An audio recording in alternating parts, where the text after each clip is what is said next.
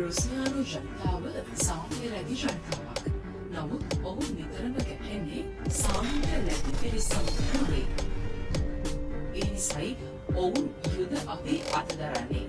ඒ නිසයි රුසියානුවට යුද අවි අතදැරීම සාමාන්‍ය සිදුවීමක් වී තිබෙන්නේ. ස්වයංක්‍රීය රයිෆල් යුද වෙන්නේ මේ ශතවර්ෂයේ. මේ රයිෆල් අතරින් AK-47ට හිමිවන්නේ සුවිශේෂී තැනක්. AK-47 රුසියානු සොල්දාදුවාගේ නිල ඇඳුමේ අංගයක්. ඒ නොදැතිව ඔවුන්ගේ නිල ඇඳුම සම්පූර්ණ වන්නේ නැහැ. මේ අංගය අතදරන්නා තම රට සුරක්ෂිත බවට රුසියානුවන් තුළ දැඩි විශ්වාසයක් පවතිනවා. පසුගිය දශක දෙකේ ලෝකයේ බොහෝ රටවල සටන් නැගී ගියා. ඉරානය, ඉරාකය, ලෙබනනය, ඇෆ්ගනිස්තානය වැනි රටවලින් ඇරඹුණු මේ සිවිල් යුද වාතාවරණය ලොව පුරා ලැව්කින්නක්සේ පැතිරුණා.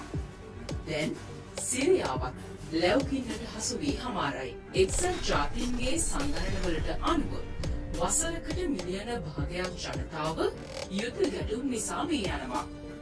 රුසියානු මායිම වර්ග කිලෝමීටර 50,000කට අධික කොටසක් අනෙකුත් රටවල් වලට දේශ සීමා වෙනවා.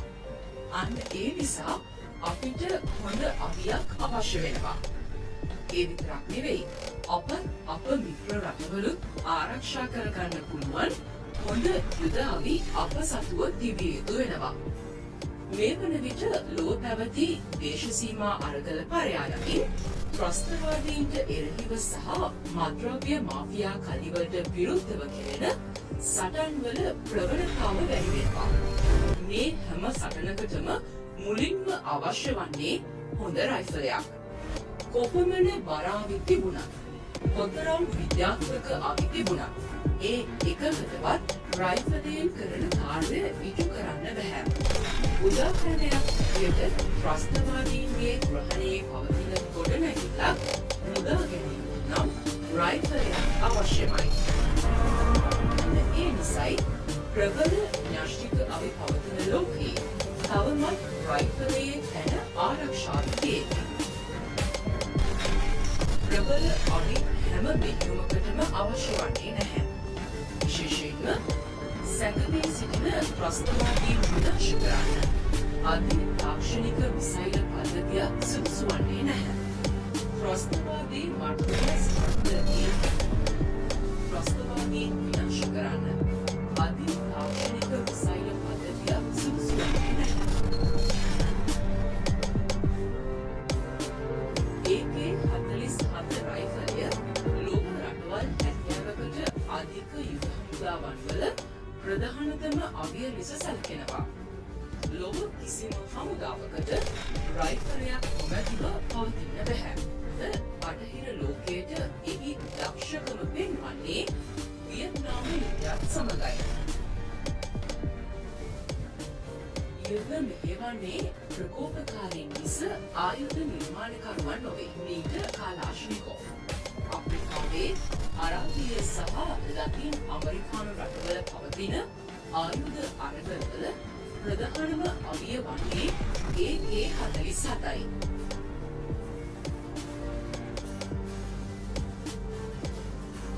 ලෝකයේ බොහෝ රටවල් දැන් දශක ගණනක ඉඳලා මේ AK-47ට වඩා හොඳ අවියක් නිර්මාණය කිරීමට වෙහෙසෙනවා. නමුත් තවමත් ඔවුන්ට බැරි වුණා ඒ දේ කරන්න. මිහායිල් කලාශ්නිකෝව් 1947 දී නිපද වූ මෙම ගිනිඅවියෙන් නිකුත් වන උණ්ඩ සමහර අවස්ථාවලදී සන්නද්ධ රටවල දහඩු හරහා ගමන් කළ අවස්ථා බොහෝමයි.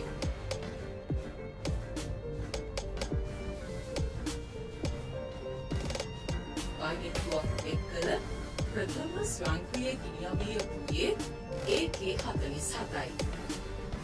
මෙහි නිර්මාණයේ ස්වභාවය ඕනෑම මෙහෙයුමකට උචිතයි. මේ ගිනිඅවිය හරිම සරලයි. මොකද මේ ගිනිඅවිය හැදුවේ බොහොම සරල හමුදා බටේ. මේක හැදුවේ විශ්වවිද්‍යාලවල සිටින යුද විශේෂඥයින්ට නොවේ. මේක හැදුවේ යුද බිමේ සටන් කරන සෝදාදුවන්ට. මෙන්න මේ සරල වීමම තමයි මේ ධර්මට විවිධ තත්ත්වයන් වලට මේ ගිනි අවිය ඔරොත්තු දෙන්නේ. මෙන්න මේකින්ද තමයි මේ ගිනි අවිය මෙතරම් සාර්ථක වෙන්නේ. සෝවියට් දේශයේ යුද බලය එන්නම වැඩිවීමත් සමග AK-47 රයිෆලයේ බලයත් එන්නම ඉහළ ගියා. මේ රයිෆලය බැලූ බැල්මට හොඳ හැඩයක් ගත්තා. මම එහෙම කියන්නේ ඒක මම හදපු හින්දා නෙවෙයි. නමුත් මම එහෙම කියන්නේ මම හදපු මේ රයිෆලය හුඟක් රටවල ජාතික කොඩිවලත් බොහෝ සංවිධානවල නිල ලාංඡනයේ කොටසක් වෙලා තිබීම නිසායි. ඒ විතරක් නෙවෙයි. සමහර ගොඩනැගිලිවලත් මේ අවියේ හැඩය බිත්තිවල ඇති කලකවල පවා සටහන් වෙනවා.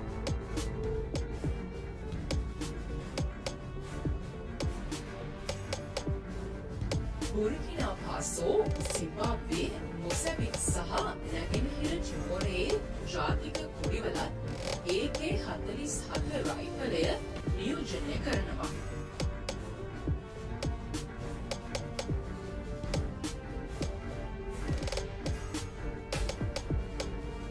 මේ රටවල ජනතාවගේ නිදහස සහ ස්වෛරභාවය වෙනුවෙන් කළ සටන්වලදී AK-47 රයිෆලය කළ මෙහෙය නිසයි. මෙසේ ජාතික කොඩිවල මේ අවිය නැරෙන්නේ. මොසැම්බික් රටේ ජනතා ජයග්‍රහණයෙන් පස්සේ සමහර සොල්දාදුවන් තම දරුවන්ට නම තැබුවේ කලාෂ් කියලයි. මට ආරංචි එහේ එක ගමක සිටින ළමුන්ගේ වැඩි පිරිසක් කලාෂ් කියලා.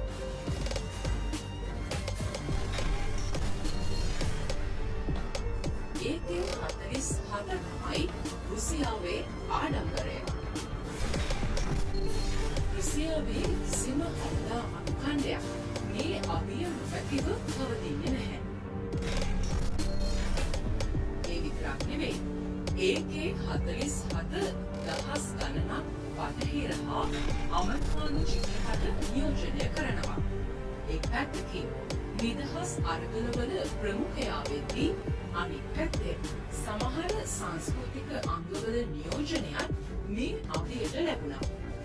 රුසියානු බාස්කට්බෝල් කණ්ඩායමේ අංක 7න් තරගවදින ක්‍රීඩකයාවත් හඳුන්වනු ලබන්නේ AK-47 ලෙසයි.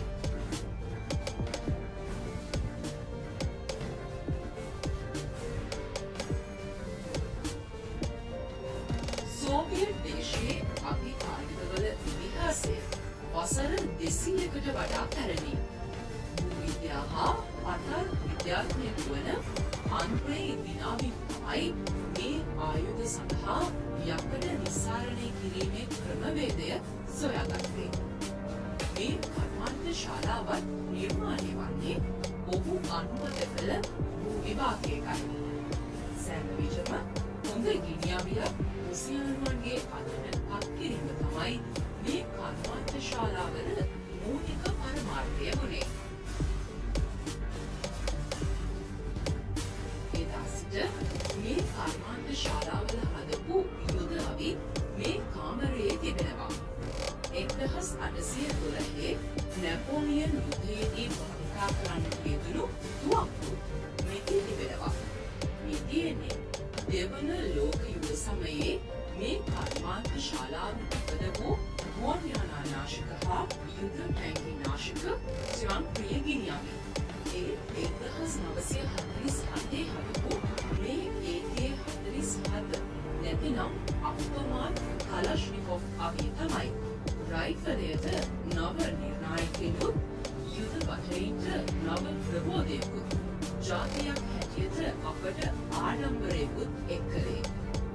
මේකේ ඇරමුම හරි පුදුමයි.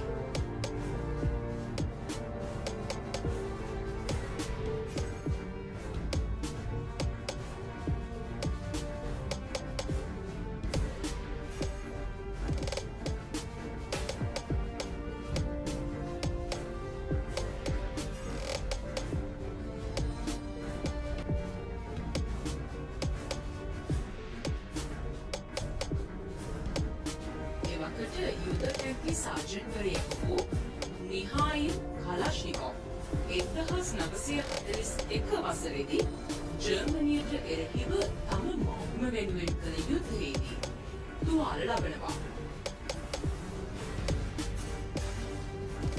ඔහුව රෝහල්ගත කෙරෙනවා. රෝහලේ සිටි ඔහුට තම සහෝදර සොල්දාදුවන් හා කතා බහ කිරීමට ලැබෙනවා. ජර්මන් පොතෙන් අපට ස්වයංක්‍රීය අභිවෘද්ධි පිළිත පරිදි අපට එවැනි පහසු ස්වයංක්‍රීය ක්‍රියාවියක් තිබුණා නම් එය කොතරම් අගනේදයි ඔහු කල්පනා කරනවා. යුද්ධයේදී ලැබුණු අත්දැකීම් ඔහුව හරි මඟට යොමු කරනවා. මේ අවිය කොතරම් සරලද කිව්වොත් ඕනෑම කම්හලක නිපුණ වීමට පුළුවන්.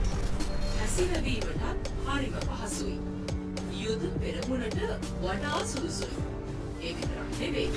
යුද වදින ප්‍රදේශය අනුව එහි පාරිසරික තත්ත්වයන් අනුව මෙහි ක්‍රියාකාරීත්වයේ වෙනසක් නැහැ. මෙය ලෝකයේ ඕනෑම තැනකට සුදුසුයි.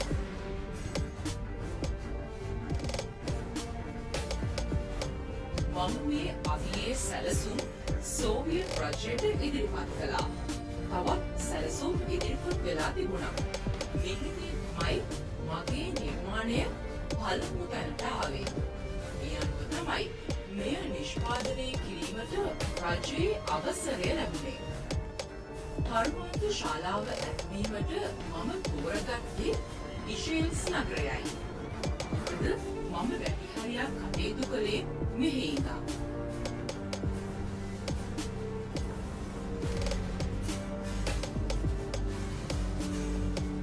යකඩ කර්මාන්තයේ ප්‍රමුඛයා වූ දිනාවිව මේ යෝජනාවට එකඟ වුණා.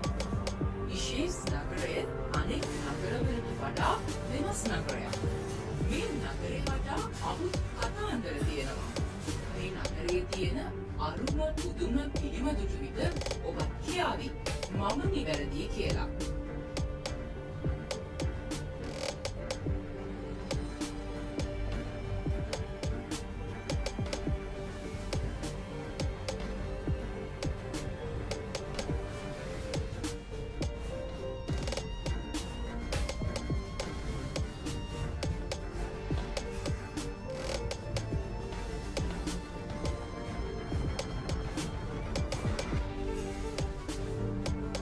මේ ප්‍රදේශයේ පැවති ගිනිඅවි කර්මාන්ත ශාලා මිලියන 4කට අධික යුද අවි ප්‍රමාණයක් 1917 විප්ලවයට කලිනුත් නිපදවනු ලැබුවා.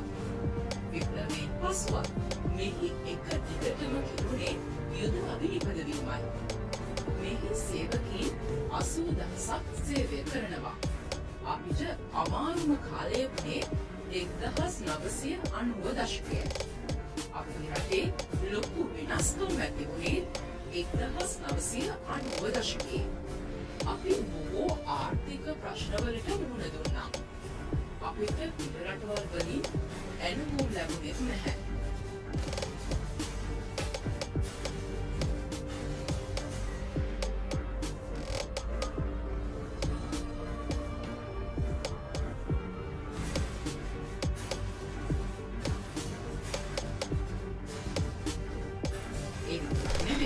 අපේම හමුදාවන්ගෙනුත් අපට ඇණවුම් ලැබුණේ නැහැ. මුළු රටේම ආර්ථිකය කඩාවැටුණා. නමුත් අපේ සේවකීන්ගේ ධෛර්යය එකමුතුකම එසේම තිබුණා. ඉෂේල්ස් නගරය මේ හැම බාධකයක්ම ජයගත්තා. මෙහි 1907 නිර්මාණය කළ ක්‍රිස්තියානි ආගමේ ඕර්තොඩොක්ස් පල්ලියක් තියෙනවා. මේ පල්ලිය තමා මේ නගරයේ තියෙන පැරණිම ගොඩනැගිල්ල. ජනතාව තුළ විශ්වාසයක් තිබෙනවා මේ පල්ලිය තිබෙනකම් ඉෂේල්ස් නගරය ආර්ථිකව බිඳවැටෙන්නේ නැහැ කියලා.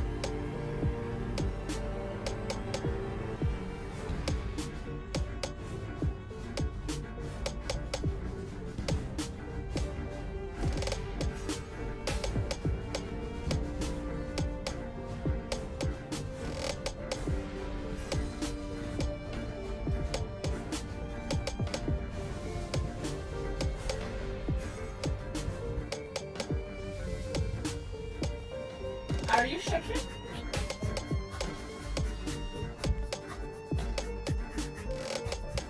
Dramas, films, talk shows, music programs, reality shows, events, even the photo shoots. මගේ ජීවිතේ කොච්චර කාර්යයක් වුණත් ඒකත් කාර්යයක්. ඒ කතාවේ විදිහට මම පෙරසිට බලන්නේ knowledge එක. Knowledge TV විශ්ව දැනුම සාසවිය.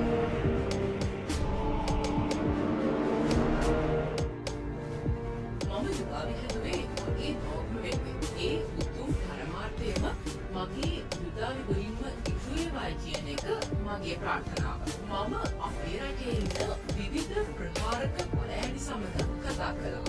දැන් ගිනියාවි දියුණුවේ ඒ විවිධ මාධ්‍යවලින් තිබෙනවා. නමුත් ඒ හැම කෙනෙක්ම පැවසුවේ අපට සතුරාට මුහුණ දීමට අප කෙරෙහි ඇති විශ්වාසය වඩා තහවුරු වෙන්න අපේ කරේ AK-47 ගිනියාවියක් තියෙන්නම ඕනේ කියලයි. AK-47 රයිෆලය විවිධ පරීක්ෂණවලට භාජනය කරනවා. එය අධික සීතලට ඔරොත්තු දෙනවාද කියා බලනවා. ඊට පසුව වැලිසිලන් සහිත කාමරයකට මෙම අමිය රැගෙන යනවා. මෙය අරාබි වැලි කාන්තාරය හා සමාන තත්ත්වයක්.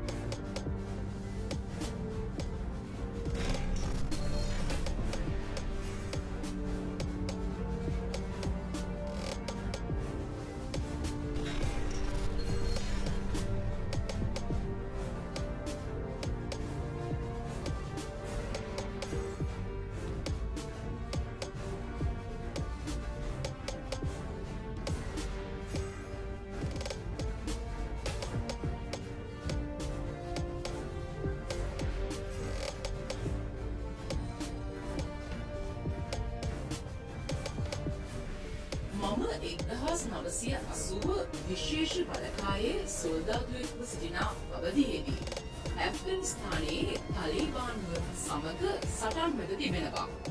ඒ හැම අවස්ථාවකම මගේ අතේ තිබුණේ මේ අවියයි.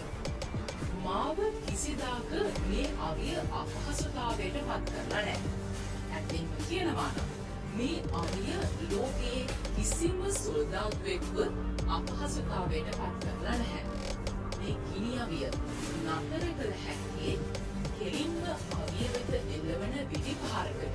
නැතිනම් බෝම්බයක් පිපිරීමෙන් එල්ලවන පතුරු කැබැල්ලක් ගිනි අවිය මතම පතිත වුණොත් පමණයි.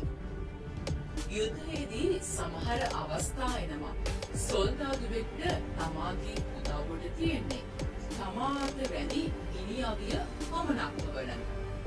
එවන් අවස්ථාවකදී මට නම් මේ ගිනි අවිය තරම් හිතට සැනසුමක් ගෙන දෙන වෙන කිසිවක් මා දන්නේ නැහැ. මේ මගේ අතේ තිබෙන අවිය නිපදවල තියෙන්නේ 2003 වසරේ. හමුදාවට අනුව දැන් මේ ගිනි අවිය මාරු කළ යුතු කාලය එළඹිලා. නමුත් මා ඔවුන්ට කිව්වා තවත් මෙහි කිසිම වැරැද්දක් මට පෙනෙන්නට නැහැ. ඒ හින්දා අලුත් අවියකට මාරු වෙන්න තරම් මට උවමනාවක් නැහැ කියලා. ගිනි අවිය පරීක්ෂාවට ලක් කරද්දී එය බහර දෙන්නේ යුද පෙරමුණේ අත්දැකීම් බහුල පුද්ගලයින්ටයි. ලෝකයේ වෙන කිසිම අවියකට වතුරයට තියන් ඉඳලා ඉහළ එසවූ සැනින් පහර දීමේ හැකියාවක් නැහැ. එසේ කළ හැකි එකම අවිය AK-47 පමණයි. මෙම ගිනි අවියේ තියෙන අනෙක් විශේෂත්වය තමයි එය ඉක්මනින් කොටස් වලට වෙන්කොට නැවතත් එකදස් කිරීමට යන කාලය අවම වීමයි. හමුදාවට අලුතින් වැදුණු සොල්දාදුවෙකුට විතරක් නෙවෙයි පාසල් ශිෂ්‍යයෙක්ට පවා කරන්න පුළුවන්. හුඟක් යුද විශේෂඥයින් පවසන්නේ ස්වයංක්‍රීය රයිෆල් කීපයක් ඇති තැනකදී ඔබ කුමක්ද තෝරාගන්නේ යයි ඇසුවොත් මා මුලින්ම තෝරාගන්නේ AK-47 ගිනි අවිය බවයි. ඒ අතදැරීමෙන් සිතට දැනෙන සහනය අන් කිසිම අවියකින් නොලැබෙන බවයි ඔවුන් පවසන්නේ. දැන් මේ ඔබ දකින්නේ සාමාන්‍ය පාසල් ශිෂ්‍යාවක් සහ කලශ්නිකෝව් කර්මාන්ත ශාලාවේ සාමාන්‍ය අධිකාරීවරයා අතර AK-47 ගිනි අවියක් කැබලි වලට වෙන්කොට නැවතත් එකරස් කිරීමේ තරගයකට සැරසෙන මොහොතයි.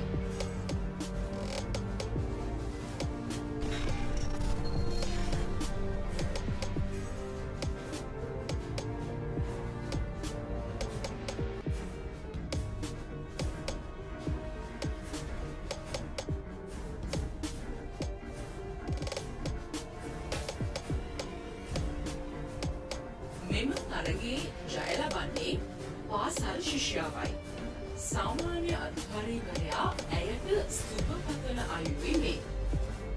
අවශ්‍ය සියලු දේම සරල විය යුතුයි. අනවශ්‍ය දේ සංකීර්ණ විය යුතුයි. මිහායිල් කලශ්නිකෝව්. යුද අභියක නිර්මාණය තුළ ගැඹෙලා තියෙන්නේ තාක්ෂණය විතරක් නෙවෙයි. එය එම රටේ විශිෂ්ටත්වය එම රට ලොව අනෙක් රටවල් හා සසඳන කල සිටින්නේ කුමන ස්ථානයේද යන්නත් තීරණය කරනු ලබනවා.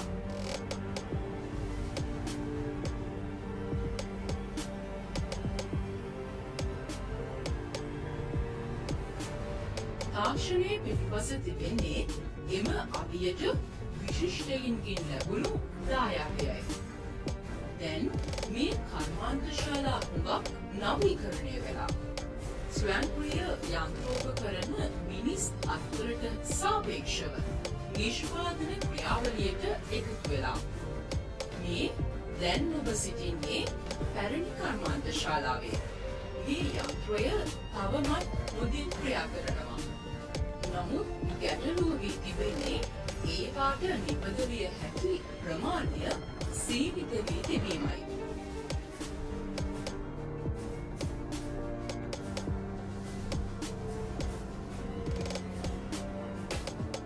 දැන් ඔබ සිටින්නේ අලුත් කර්මාන්ත ශාලාවේ. පැරණි කර්මාන්ත ශාලාවේ අවියක් සෑදීමට විවිධ යන්ත්‍ර 120ක් පමණ සහභාගී කරවගත්තා. නමුත් මේ කර්මාන්ත ශාලාවේ අවියේ කොටස් බොහෝ ගණනක් එකම යන්ත්‍රයක නිපදවීමේ හැකියාව ලැබිලා. එයත් පියවර කිහිපයකින් නිම කිරීමට හැකි තත්ත්වයේ තිබෙන්නේ.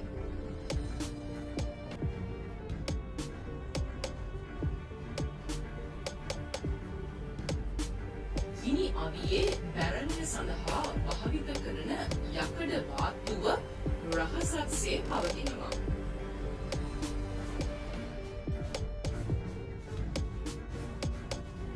මෙම බැරළය නිපදවන්නේ රොබෝ අත්වලින්.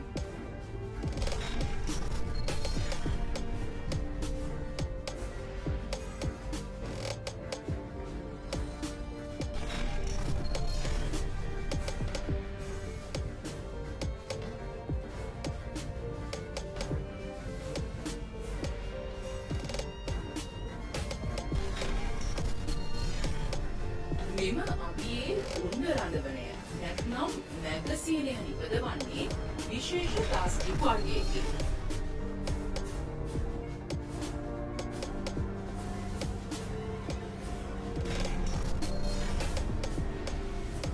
කර්මාන්ත ශාලාවේ විවිධ තැන්වල නිෂ්පාදනය වන අවියේ කොටස් අවසානයේ එක් තැනකට එක් වෙනවා. කොතරම් තාක්ෂණය තිබුණත් අවසානයේ අවිය එකලස් වන්නේ මිනිස් අත්වලින්.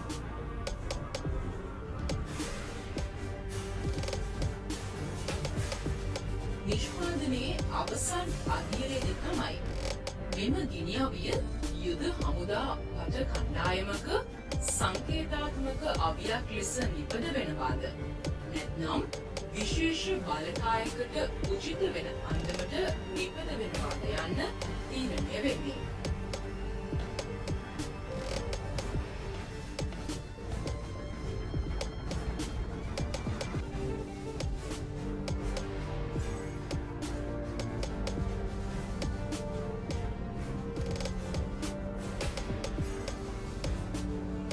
සෑම වකුවක්ම වෙඩි පිටියකදී පරීක්ෂාවකට ලක් කරනවා. යම්කිසි පුද්ගලයෙක්ට මෙම අවියට වඩා හොඳ අවියක් සෑදීමට හැකිනම් එම පුද්ගලයාට එය කිරීමට ශක්තියේ දෑත මුලින්ම දිගු කරන්නේ මමයි. මීට මිහායිල් කලශ්නිකෝව්. ළඟදීම යුද අවි තාක්ෂණයේ වෙනසක් වේවි කියා මා හිතනවා. එහෙම වුණොත් ඒ වෙනස ඇති කරන්නේ අපි. නිශ්චිතවම ලෝකයට කුමක්ද අවශ්‍ය වෙන්නේ කියා අපි දන්නවා. අපේ රටේ නායකත්වය තීරණය කළා. මේ කර්මාන්ත සංකීර්ණය මිහායිල් කලශ්නිකෝව්ගේ නමින් නම් කරන්න. ඒ අනුව මේ කර්මාන්ත ශාලා මිහායිල් කලශ්නිකෝව්ගේ නමින් නම් කරනු ඇති.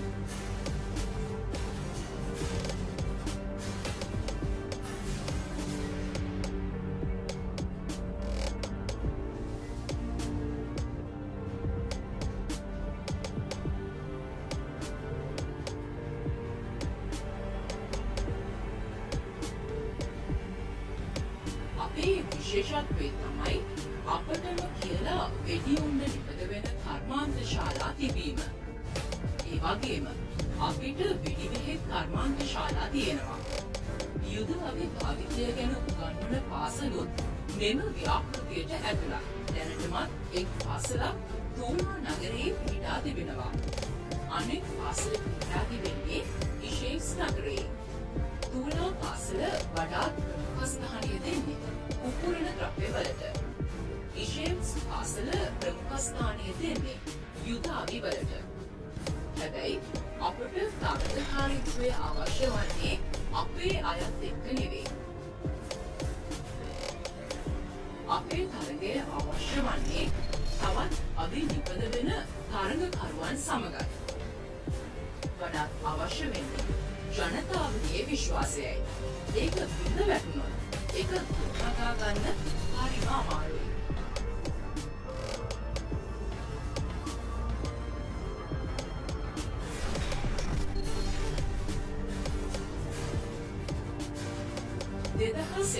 වසර වන විට රුසියානු හමුදාවලට අවශ්‍ය ප්‍රමාණයටත් වඩා අපි අවි නිපදවා අවසන්. ආරක්ෂක අමාත්‍යාංශය පවසන්නේ මෙම ගිනිඅවියේ වෙනස්කම් සිදු කිරීමට ඇති හැකියාව සොයා බලන ලෙසයි.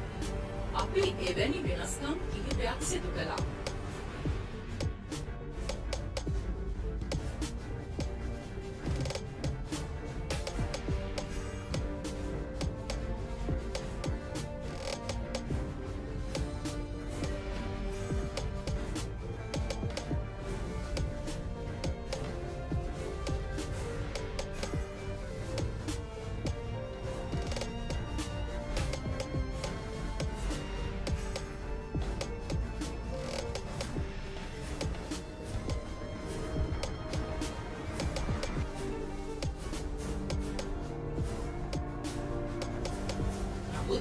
අපට ඒවා මේ අවස්ථාවේ පෙන්වීමට පුළුවන්කමක් නැහැ.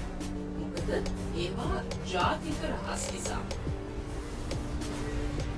මෙම අවියට අලුතින් එක්වන අංගාතරට දුරේක්ෂයක්, රාත්‍රිය පැහැදිලිව දැකිය හැකි දුරේක්ෂයක්, ලේසර් කිරණ ඉලක්කයක් හෝ ස්වයංක්‍රීය අභෝග විදිනයක් අවියටම සවිකරගත හැකි උපාංගවලින් මෙම අවිය සමන්විත වෙනවා.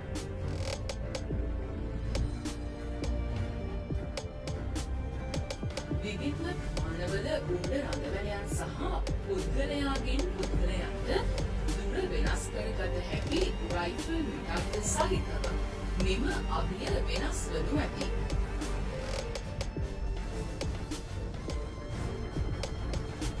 අපේ කර්මාන්ත ශාලාව විතරක් වසරකට රූබල් බිලියන් 6ක් විදේශ විනිමය රට තුළට ගේනවා. ලෝකය කොතරම් වෙනස් වුණත් AK-47 රයිෆලේ වෙනස්කම් කිරීමක් අවශ්‍ය නොවන බවයි යුද විශේෂඥයින් පවසන්නේ. හොඳ ගිනිඅවියක් තම හමුදාවට ලබා දීම එම රාජ්‍යයන් වල වගකීමක්. ඒ නිසා අපට තවමත් ලොකු තරගයක් ලොව අනෙක් රටවලින් එල්ල වෙන්නේ නැහැ. යුද අවියක අනාගතයේ රඳා පවතින සාධක අතරින් එකක් තමයි තරුණ නිර්මාණකරුවන් එම අවියේ කොටස්කරුවන් කර ගැනීම.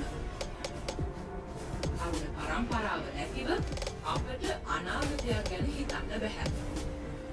තරුණ පරම්පරාව තම මවුරට ආදරය කළ යුතු වෙනවා.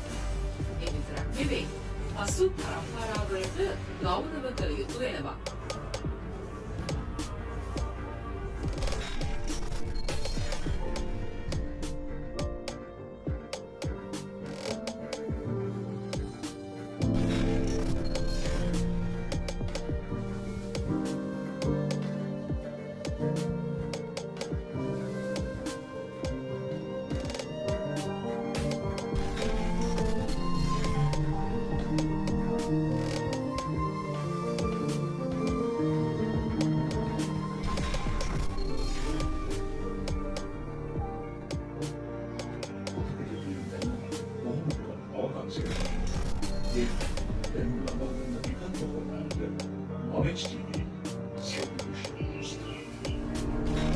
Knowledge TV विश्व දැනුම් සරසවිය.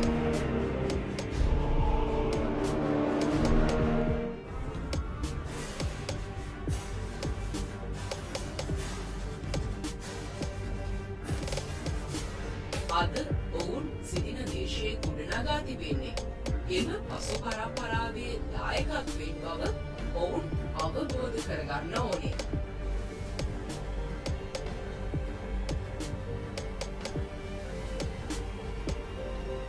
ඉතිහාසයක් නැතිව රටකට අනාගතයක් නැහැ.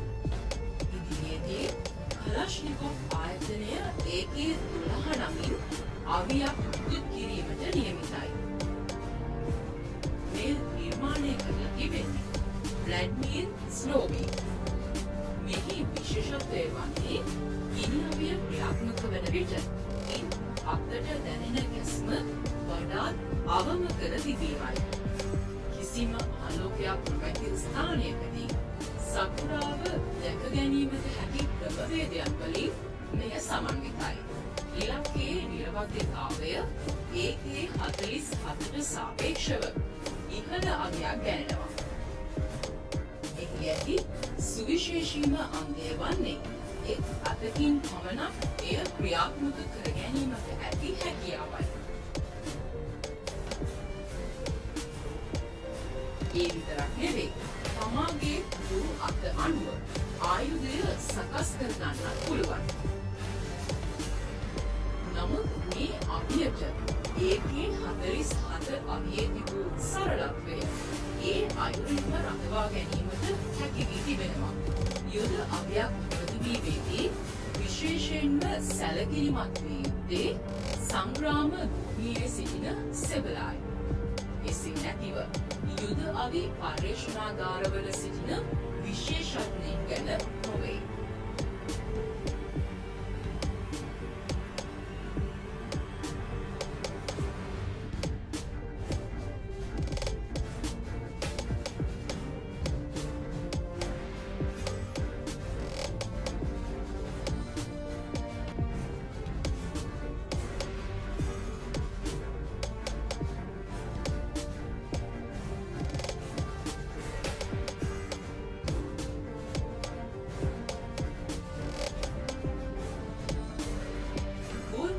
සතුරාගේ ප්‍රදේශයට කඩා පනින විශේෂ හමුදාවලට වැදගත් වෙන කරුණු කිහිපයක් තිබෙනවා.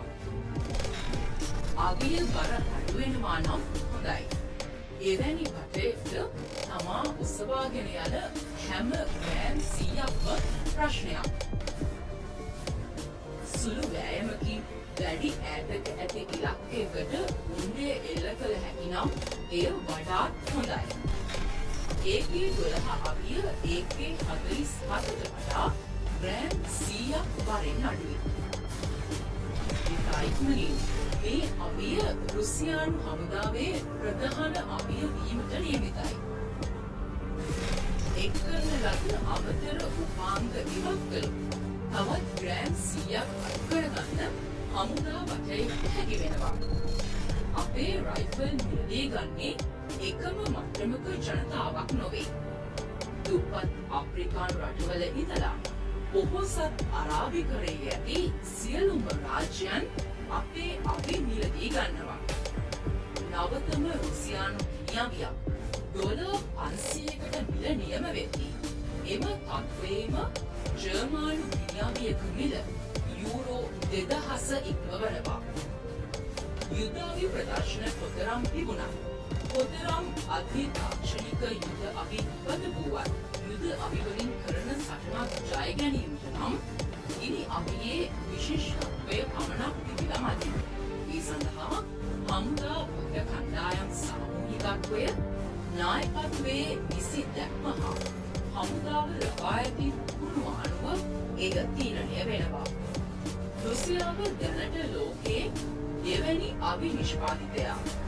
සම්පූර්ණ අවි වෙළඳාමෙන් 20%ක ප්‍රතිශතයක් රුසියාවට හිමි. ලෝකයේ සියලු රටවලින් හරි අඩක් රුසියානු අවි මිලදී ගන්නවා. මේ රටවල් ලොව සියලු මහද්වීප පුරා විසිරී පවතිනවා.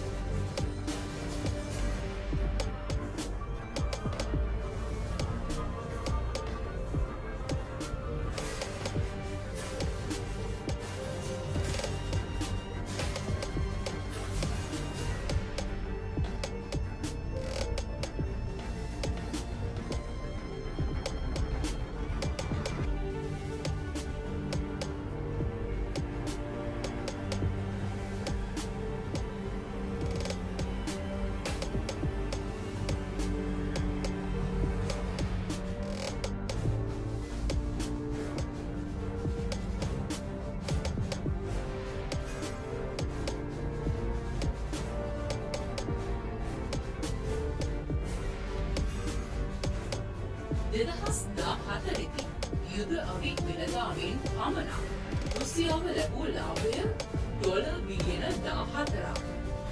අපි මේ හැම එකක්ම අතරේ එක ගැටලුවකට මුහුණ දෙනවා.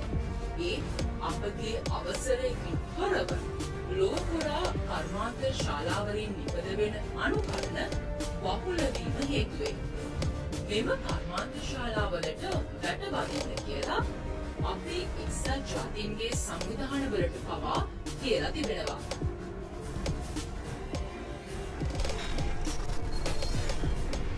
එක්දහස් 950දී අපේ රටවල් 18කට මෙම ගිනිඅවිය හදන්න බලපත්‍ර ලබා දුන්නා. මේ වන විට එම බලපත්‍ර අපෝසි වෙලා හුඟක් කල්. නමුත් අවමත් ඔවුන් ආයුධ හදනවා.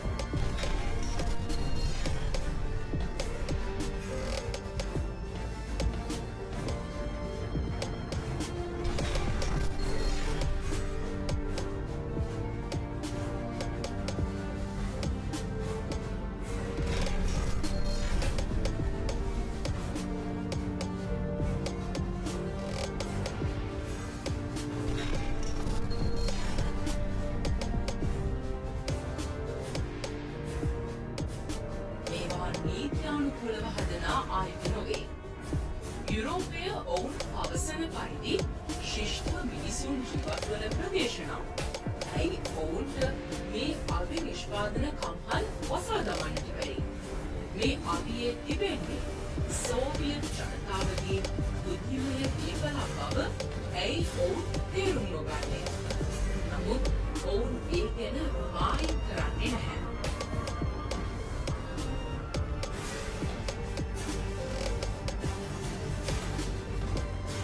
අපේ ඉවිකම් ගැන තකන්නේ නැහැ.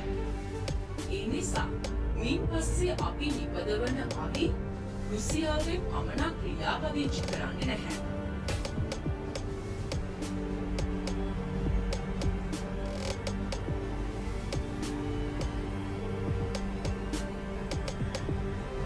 අපි ඒවා ලෝකයේම ලියාපදිංචි කරනවා.